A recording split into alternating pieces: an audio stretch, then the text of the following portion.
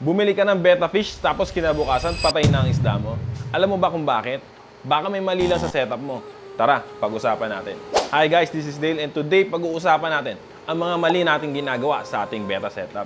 Ang betta fish ay isa sa pinakamaling inaalagang isda sa ating hobby. Dahil ito sa mga maling paniniwala ng marami. Una at pinakamalaking pagkakamali natin ay ang paglagay ng betta fish sa maliit na tank. Minsan nilalagay natin ito sa baso. Hindi porket nakita natin sa mga fish store na nakalagay lang sila sa maliit na baso ay tama na yon. Mga fish store ay naglalagay lang sa baso upang makatipid sa space o mabawasan ang kanilang gagamiting aquarium. Mas malaki ang aquarium, mas malusog, mas masigla at mas makulay ang ngayong betta. Pangalawa, walang filter. Sa totoo lang, kailangan ng betta tank ng filter. Kaya ng betta tank huminga sa ibabaw ng tubig pero hindi nangangahulugan na hindi nila kailangan ng filter. Dahil kapag wala kang filter, ammonia ang unti-unting aatake sa kanila at dito sila malalason. Pangatlo, walang water heater. Mga betta fish ay tropical fish.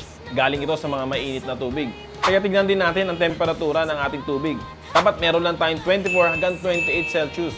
Kapag malamig na dito, dapat na tayong gumamit ng heater. Pero dito sa Pilipinas, mainit naman ang tubig. Kaya kadalasan, makakailangan ka lang ng filter tuwing gabi. Sinasabi nila na tubig gripo lang ay pwede na. Ang totoo, mali yan. Dahil ang tubig sa gripo ay may chlorine at chloramine na maaaring makalason sa ating isda at makapatay sa kanila. Ganon din sa mga beneficial bacteria. Kaya ugaliin natin gumamit ng water conditioner bago ilagay ang tubig sa tank. Panglima, ang mali sa pagpapakain. Una, yung sobra sa pagpapakain.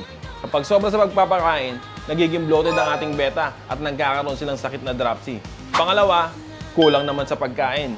Kapag kulang sa pagkain, nanghihina ang ating mga isda at namamatay. Kailangan lang natin ng tamang dami ng pagkain at magkaroon lang tayo ng isang araw sa isang linggo na hindi sila papakainin para sa kanilang digestive health. Hindi daw kailangan ng betta ng hiding spot. Ang totoo, kailangan ng betta yan para mabawasan ang kanilang stress. Maglagay tayo ng mga halaman, driftwood, mga bato, or mga cave. Dahil ang stress na betta ay sakiting betta.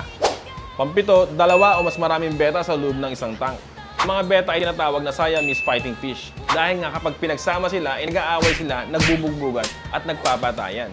Kaya dapat isang betta lang sa bawat aquarium. At ngayong araw nga, inalaman natin ang mga maling ginagawa natin sa ating betta setup. Ikaw, may mga mali ka rin ba nagawa sa iyong betta setup? I-comment mo naman. At kung may kakilala kayo na nag-aalaga din ng betta fish, i-share nyo rito sa kanila. Baka makatulong. Ayun lang guys, salamat.